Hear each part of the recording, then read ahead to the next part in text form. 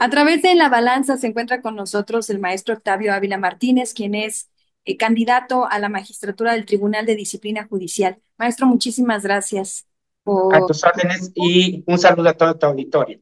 Muchas gracias. Queremos conocer, bueno, sabemos y además aparece en la página oficial del INE que tiene especialización en el Instituto de la Judicatura, que además también tuvo la preparación para secretario de Cuenta y Cuenta. Bueno, ha estado muy inmiscuido, es evidente la experiencia, pero antes de llegar a este punto de su trayectoria, ¿qué es lo que lo motivó a haber estudiado Derecho? Mira, yo desde pequeño tenía la ilusión de ser piloto aviador como tal, pero también en aquella época inicié practicando taekwondo, que es un arte de defensa personal coreano a los 8 años, y fue formando en lo que es la disciplina como tal, que viene a ser ahorita algo muy importante para el tribunal para el que me estoy postulando. Ya cuando estaba a nivel preparatoria, estaba con la decisión ser piloto aviador, entrar al colegio del aire de la Secretaría de la Defensa Nacional o estudiar Derecho. Y me incliné por estudiar Derecho. En mi familia no había ningún abogado como tal. Mi madre tenía una gran ilusión de tener un abogado en casa. Me decidí, entré a la Facultad de Derecho de la Universidad Nacional Autónoma de México, le eché muchas ganas, salí con mención honorífica, me tocó hacer mi examen profesional en el aula Jacinto Payares, que no cualquier egresado de la facultad tiene opción de graduarse. Hice mi tesis de licenciatura y logré obtener una mención honorífica. Así es como inician mis estudios. Después fui agente del Ministerio Público Federal de la primera generación en la Procuraduría General de la República en la era del doctor Jorge Carpizo MacGregor, y de a mí me hicieron la invitación para ingresar al Poder Judicial, específicamente a la Suprema Corte de Justicia de la Nación, que para cualquier abogado es un honor trabajar en el alto tribunal. Estuve 10 años trabajando ahí, llegué a ser secretario, cual me especialicé más en lo que es el derecho constitucional, los derechos humanos, ver las acciones de inconstitucionalidad y las controversias constitucionales y muy especialmente ya en última instancia la resolución de los juicios de amparo. ¿Sí? Entonces, así es como he empezado. De ahí pues, me invita a colaborar al Consejo de la Judicatura Federal, la ahora ministra en retiro, Margarita Luna Ramos. Y ahí me quedo en el consejo. Yo pensé que iba solamente por un tiempo a ayudar en ese entonces a la magistrada Luna Ramos y ya me he quedado ahí por cerca de 20 años. Así es como he pasado por varios consejeros, auxiliando a varios consejeros y he conocido todos los temas de lo que es el Consejo de la Judicatura Federal, que con esta reforma constitucional que se acaba de hacer, aparentemente desaparece el Consejo de la Judicatura, pero no es que desaparezca, desaparece el nombre porque se divide en dos órganos. Uno, el Tribunal de Disciplina Judicial, que va a encargarse de ver ahora los temas de vigilancia, los temas de disciplina, la evaluación del desempeño de los juzgadores y va a funcionar como tribunal laboral. Eso ya lo hacía el Consejo de la Judicatura Federal a través de distintas comisiones o del propio pleno cuando llegaban los asuntos más importantes en materia disciplinaria. Y la otra parte que se queda del Consejo se queda en el órgano de administración judicial, que es ver el ejercicio del presupuesto, ver las cuestiones de carrera judicial, dotar de toda la infraestructura y bienes materiales a los órganos jurisdiccionales para que puedan funcionar correctamente. Entonces, se divide en dos, pero ahora ya el Consejo de la Judicatura, cuando nace en 1995, nace sin ser un órgano jurisdiccional, ¿no? Simplemente es un órgano sui generis que llega a México exportado de Europa, de lo que son los consejos de la magistratura como tal, a una estructura judicial que no correspondía al sistema europeo en México. Nosotros habíamos copiado más lo que era el sistema americano. Ahora que nos explica toda esta parte de la nueva función que va a tener el Tribunal de Disciplina, ¿cómo debería ser o qué mecanismos existen más bien o cuáles faltan para evitar que la justicia encubra a sus propios miembros? Mira, es una gran pregunta la que me haces porque ha sido una de las mayores críticas y se ha hecho mención inclusive en la exposición de motivos de la reforma constitucional, que la integración del Consejo, actualmente, ¿cómo se integra el Consejo de la Judicatura Federal? Por la ministra presidenta de la Suprema Corte de Justicia de la Nación y por tres magistrados elegidos por la Suprema Corte de Justicia, dos personas elegidas por el Senado de la República y una persona elegida por el presidente de la República. Y si te das cuenta en esta integración, la mayoría es gente perteneciente al Poder Judicial de la Federación.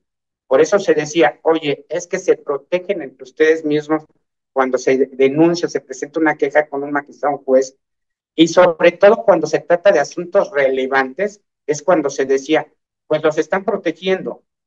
Yo te diría, no, es cierto que magistrados y jueces se ven identificados con sus pares, ¿no? O hay relaciones de amistad, pero no significa que sea ello, que es la parte muy criticable en esta función del Consejo, que sus sesiones son privadas, ¿no? No se publican las resoluciones o se publican versiones públicas que no le permiten a la ciudadanía con total claridad conocer cómo son juzgados los jueces, ¿sí? Y te haría mención en los últimos años con estas presiones, y estas presiones han existido desde siempre, ¿eh? Antes de que no existiera en el Consejo, cuando yo estaba en la Corte, ¿qué motivó la reforma de 94? La Corte antes se encargaba de ser la vigilancia y disciplina de los jueces y se decía tenía un volumen de trabajo muy importante, hay que quitarle eso y eso se pasa al Consejo de la Judicatura. Pero también dentro de las motivaciones de la iniciativa de reforma del presidente Ernesto Zedillo Ponce de León, una de las cosas que se dijo, hay corrupción en el Poder Judicial, ¿sí? Y traíamos un caso reciente en esos años, en 1990, y perdóname que me regrese cerca de 30 o 40 años, pero creo que sí es importante que la ciudadanía conozca la evolución del Poder Judicial. Se recordará un asunto, o muchas personas ya no lo recuerdan por el paso del tiempo, lo que se llamó el Chacal de Acapulco, ¿sí? Una persona de altos ingresos que violó y mató a una niña y los magistrados de un tribunal colegiado en Chilpancingo le otorgaron un amparo que le permitió la libertad y ahí quedó inmiscuido un ministro de la Corte que se dijo que fue sobornado económicamente, el ministro fue destituido, después fue sujeto de proceso penal como tal y entonces fueron de las cosas que motivaron esa reforma, que también se hablaba de corrupción. Y yo te puedo decir, en estos 30 años que llevo en el Poder Judicial, no podemos negar que no ha habido casos de corrupción. Pero si vemos que anualmente tenemos más de 1.800.000 asuntos que son de conocimiento de los órganos jurisdiccionales, y cada año se va incrementando el número de ingresos de asuntos que muchas veces nuestros órganos, nuestros juzgados de distrito, los tribunales colegiados de circuito están superados por el número de asuntos que entran. Si la ciudadanía no confiara en nosotros como última instancia a través del juicio de amparo, pues lo veríamos, no tendríamos ese volumen tan alto de cargas de trabajo como las tenemos. Pero no podemos cerrar los ojos en decir, oye, no hay actos de corrupción.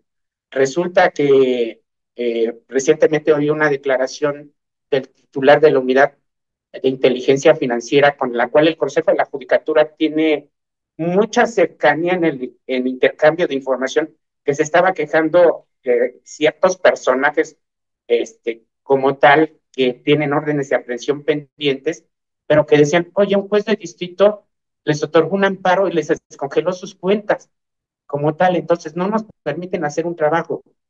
Yo creo que ahí es donde tenemos que ser más cuidadosos en examinar, donde al Poder Judicial le falta más transparencia de que se difunda por qué se emiten esas resoluciones. Y te lo digo porque el año pasado nos tocó organizar un evento de manera conjunta con la Unidad de Inteligencia Financiera sobre los mecanismos del combate al lavado de dinero, un seminario regional de los países de Latinoamérica. Y después de que terminó el seminario, tuve la oportunidad de platicar con varios de los delegados que vinieron y me decían eso, me, me dio mucha felicidad. ¿Cómo es posible que a nivel prensa lo vemos en distintos medios que se difunden a nivel internacional, que se están peleando ustedes con el Poder Ejecutivo, en algunos casos con la Unidad de Inteligencia Financiera, y de manera conjunta puedan organizar perfectamente este seminario con grandes ponentes, preparando gente que pueda dedicarse a hacer las evaluaciones a los distintos países en Iberoamérica y que haya un gran acercamiento entre el Poder Judicial y la Unidad de Inteligencia Financiera, ¿no? Entonces, mantenemos una buena coordinación. Lo que sí no podemos hacer, porque ahí se vulnera un poco o se vulneraría un mucho de parte de los juzgadores el principio de independencia judicial de resolver conforme a presiones o la presión política o mediática para que se resuelva un asunto en determinado sentido. Por eso yo te comentaba, ¿qué debemos de reconocer? Mucha opacidad para que se conozca la motivación, que es lo que justifica la transparencia de las acciones del Estado al resolver sus asuntos. Si decimos, oye, pues le otorgaron el amparo, le descongelaron las cuentas, pues todo el mundo nos molestamos cuando decimos, oye, son gente que aparece como corrupta, que aparece como lavadores de dinero, que tiene cuentas en el extranjero, ¿y por qué se las libera, no? Porque un juez viene y le libera las cuentas, ¿no? Y yo te diría, sí, pero nos quedamos en la parte de la publicidad que se da en los medios, pero no salimos a explicar, no mostramos la resolución para decir, oye, es que la unidad de inteligencia financiera, al realizar su petición, o mejor dicho, al hacer su acto, o el acuerdo con el que ordena el congelamiento de las cuentas, fue deficiente en el requisito A, B, C, D. ¿Y eso qué nos implica? Que como protección constitucional de los derechos humanos de los ciudadanos, uno de ellos es el debido proceso como tal y la presunción de inocencia. Entonces, si no hay las suficientes pruebas para poder determinar como legal y constitucional ese congelamiento de cuentas, estaríamos perjudicando no solamente a esas personas que pueden tener malos antecedentes como tal, pero son unos antecedentes que se litigan en los medios públicos, pero los jueces, los magistrados y los ministros tienen que resolver con los elementos de prueba que nos son aportados en los distintos juicios, porque si no, nosotros también estaríamos cometiendo una ilegalidad al momento de resolver. ¿Cuál considera que ha sido el mayor reto en su carrera hasta ahora? ¿Cuál ha sido mi mayor reto? La protección en materia de derechos humanos, ¿sí? Y me pueden decir, oye, tú no eres juzgador. He visto algunas cápsulas de distintos medios donde han revisado mi trayectoria y me dicen, no tienes carrera judicial.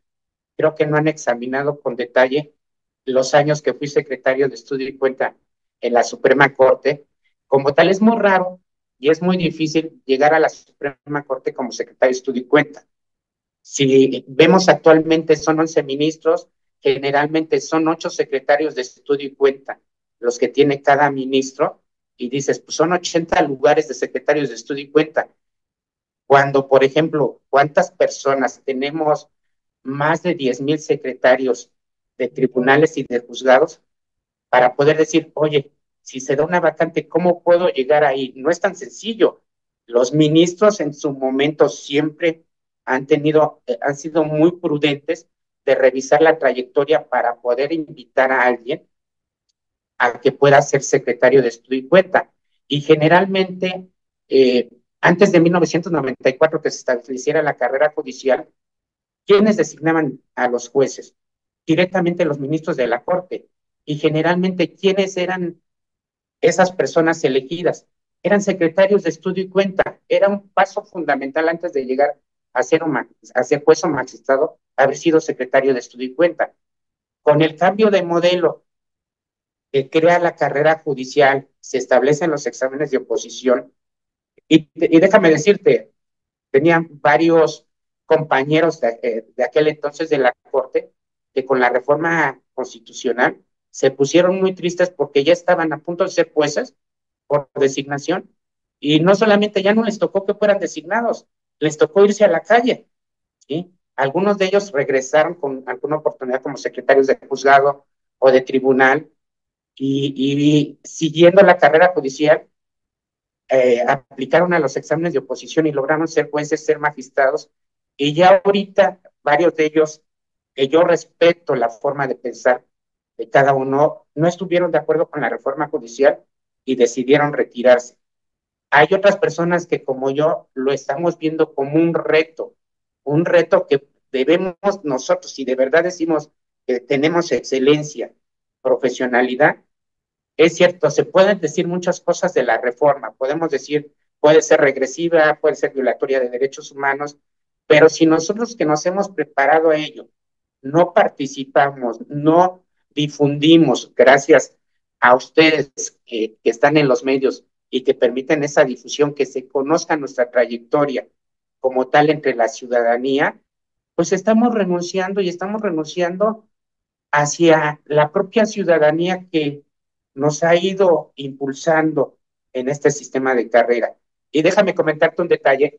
Antes de llegar a la entrevista, anduve volanteando en el mercado de portales aquí en la Ciudad de México, como tal, y ahí vas viendo la percepción de la gente. Mucha de la gente no está enterada de este proceso de elección judicial, ¿no? Los muy jóvenes, les daba el volante, sí, lo tomaban, lo guardaban, o había quien me decía, no, gracias, no, no me interesa. Las personas de mediana edad, fuera a las que vi que mostraban un poco más de interés, este, haciéndome preguntas, era no solamente entregarle el volante, ¿no? Oye, a ver, ¿y qué van a hacer, no? Y si me permites tantito enseñar mi volante, en mi volante no solamente digo, sino, ¿qué es lo que estoy proponiendo? Estoy diciendo en la parte de atrás cuáles son las cuatro atribuciones fundamentales del Tribunal de Disciplina, cuál es mi compromiso como tal en caso de llegar al Tribunal de Disciplina. Y son tres funciones muy importantes que va a tener el Tribunal de Disciplina. Uno, la vigilancia y la disciplina de magistrados y jueces, que es la atribución fundamental de este nuevo tribunal. La segunda función, la evaluación de jueces y magistrados. Y la tercera área, la resolución de conflictos laborales. A tus órdenes. Si tuviese que elegir tres valores que son su base para el día a día con su familia, en el ámbito profesional, tres valores que lo representan, ¿cuáles serían estos valores? Uno, la honestidad, ¿sí?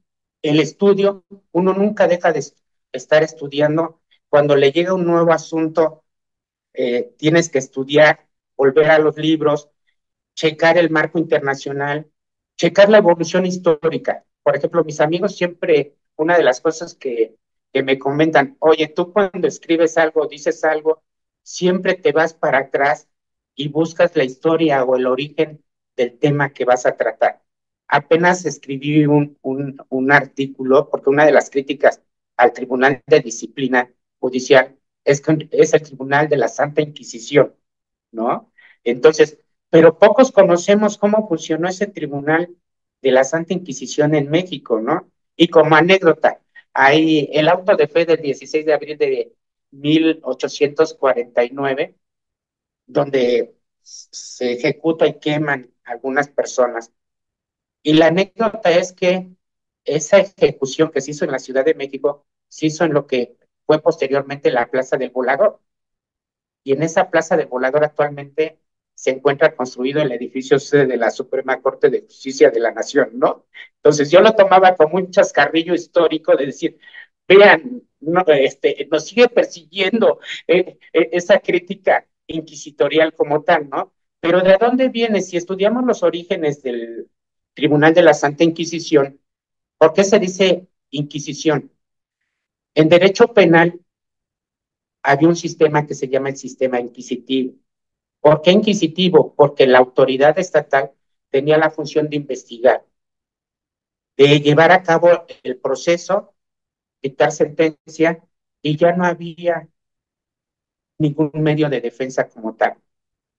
Y es bien claro, la reforma constitucional de que era el Tribunal de Disciplina le da mucho matiz del sistema inquisitivo al Tribunal de Disciplina en lo que son la materia de vigilancia y disciplina. ¿Por qué? Porque el tribunal va a llevar las investigaciones, va a llevar el procedimiento administrativo disciplinario, va a resolver el procedimiento disciplinario y además, en caso de que se impugnen las resoluciones, va a resolver los recursos que se impongan con esas resoluciones. Entonces decimos, pues tiene todo un corte del sistema inquisitivo como tal como lo conocemos, aunque la Constitución nos está obligando a respetar los principios del sistema acusatorio, del debido proceso, de una real defensa como tal, ¿sí? Que se les tiene que dar a los juzgadores. Por eso yo señalo un gran reto que va a tener el Tribunal de Disciplina es nosotros como juzgadores vamos a juzgar a nuestros pares, que es lo que platicamos, la crítica. Oye, los vas a proteger. Yo te diría, tengo muchos amigos, jueces y magistrados que estimo, pero que en mi trabajo día a día, que tengo que hacer, por ejemplo, como secretario técnico de la Comisión de Vigilancia, hacemos puntajes de la evaluación de las visitas ordinarias de inspección de los jueces. Y eso no significa que como sea mi amigo, voy a cerrar los ojos y decir, oye, estoy advirtiendo ciertas anomalías en la revisión. Que además otra gran crítica que debemos de hacer en el actual sistema, estas visitas de inspección son meramente cuantitativas, no nos permiten entrar a ver ciertos detalles del comportamiento de jueces y magistrados. Y si me permite, Cintia, creo que estoy hablando mucho, pero te voy a poner un ejemplo. El año pasado examinamos en la Comisión de Vigilancia una visita de un juez de distrito en materia laboral y sus números iban muy bien en sus números, en la resolución de los asuntos resolvía a tiempo, era para que lo felicitáramos. Sus números eran muy buenos, pero se encontró un pequeño detallito que dio origen a ordenar una visita extraordinaria de inspección. ¿Y cuál fue el detallito? Oye, de todos los miles de amparos que se tramitaron en ese juzgado, resulta que había un juicio de amparo donde tú no eras competente. Lo admitiste, dictaste la suspensión y detuviste un asunto. La reserva no me permite decir de qué se trata, pero era un asunto relevante. ¿Qué, ¿Cuál fue el resultado de esa visita de inspección? Suspender al juez para continuar la investigación e iniciar el procedimiento disciplinario. ¿Sí? Pero son las cosas donde tenemos que entrar con mayor detenimiento cuando estamos revisando esas visitas de inspección. Es decir, ¿y eso que, cómo se da?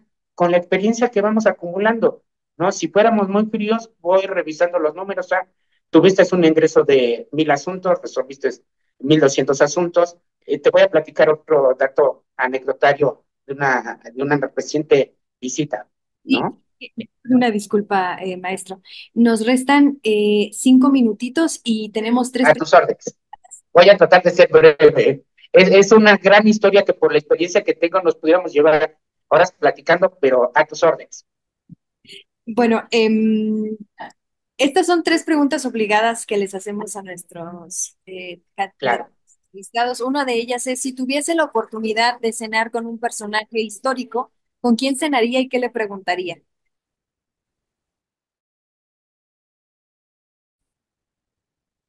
Me gustaría cenar con don José María Morelos y Pavón. ¿Y por qué? Por una frase que se le atribuye a él y que está puesta como placas en todos los edificios sedes del Poder Judicial de la Federación, que señala que todo aquel que se queje con justicia tenga un tribunal independiente que lo ampare y lo proteja del arbitrario. Esas palabras dicen mucho. Es decir, esa es la función del juez, no dejarse presionar por ningún tipo de autoridad para que impartamos la verdadera justicia. Entonces, por eso me gustaría platicar con él de dónde sale ese anhelo que se ve reflejado en los sentimientos de la nación como tal y en los documentos constitucionales de 1824 a la fecha. Otra pregunta es, ¿qué cree que es peor, un inocente en la cárcel o un culpable en libertad? Un culpable en libertad, ¿sí? ¿Por qué? Porque ahí es donde se genera la impunidad, donde la gente queda eh, no satisfecha con el actuar de los jueces, ¿no? Y te voy a poner otro ejemplo, como tal, ¿no? Se dice, perdón, voy a omitir el nombre, pero creo que mucha gente lo podrá identificar. Alguien que estaba detenido, que fue extraditado como tal, y de repente lo vemos en un restaurante de alta gama comiendo pato, como el juez le otorgó la libertad a este personaje. Entonces, creo que es lo que más lastima a la gente. Y como te decía, si vemos, resolvemos 1.800.000 asuntos y cada año resolvemos cada vez más asuntos porque la gente creo que tiene confianza en nosotros. Pero ¿a dónde se destruye esa confianza? Con estos asuntos de gran importancia donde se dice, oye, le diste la libertad, o lo que recientemente se veía, tuvimos que extraditar o poner a disposición de los Estados Unidos a 29 personajes de bandas criminales muy importantes porque no se confiaba en la justicia y porque además se rumoraba que a través de los amparos se iban a pedir que pudieran ser extraditados. Cuando conociendo la ley de extradición, los jueces de distrito emiten una opinión solamente verificando dos aspectos fundamentales. Uno, que la persona extraditada se identifique qué es la persona. Y dos, que el delito por el cual se está siendo requerido también esté previsto en la legislación penal mexicana. Pero es una opinión. Si la Secretaría de Relaciones Exteriores, Poder Ejecutivo, no concuerdan con la opinión, pueden guardarla en el cajón y ordenar la extradición. Finalmente, maestro, en una palabra, ¿qué significa justicia para usted? ¿Qué es la justicia? Y me voy a volver un poquito a la historia, que es la parte del devenir de todos los abogados en México, que nace del derecho romano. Es dar a cada quien lo que le corresponde. Pero ¿de dónde viene ese dar a cada quien? De los derechos que cada persona tiene. Actualmente, con el desarrollo de los derechos humanos a nivel internacional, hay ocasiones que llega a haber choques entre distintos derechos humanos. Y es lo que tiene que llegar a resolver la Suprema Corte con un mecanismo que se llama la ponderación de los derechos humanos para determinar, no significa que exista una contradicción, sino que significa que tengo que poner en una balanza la importancia de los derechos humanos entre ellos mismos para decir cuál debe de prevalecer sin que signifique la anulación del otro derecho humano. Muchísimas gracias, maestro Ávila, por su tiempo y por esta entrevista. Por el contrario, Cintia, te agradezco mucho esta oportunidad. Me hubiera dado mucho gusto ir a Morelia, porque sé que sucede, es una linda ciudad. Te recomendaría cuando puedas, visita la Casa de la Cultura Jurídica de la Suprema Corte. Es un edificio histórico, pero además tiene un acervo documental muy importante que lo puede ver cualquier persona de expedientes que tenemos del siglo XIX, siglo XX y siglo XXI que muchos investigadores, historiadores acuden a ellos y es una gama. Y también para los estudiantes de Derecho, tenemos una de las mejores bibliotecas en todas las casas de la cultura jurídica que hay en la República Mexicana distribuidas, con una gran inversión y de mucho conocimiento para que estemos estudiando todos los días. Nos daremos una vuelta. Muchas gracias. A tus órdenes y me dio mucho gusto estar contigo y con tu auditorio. Igualmente.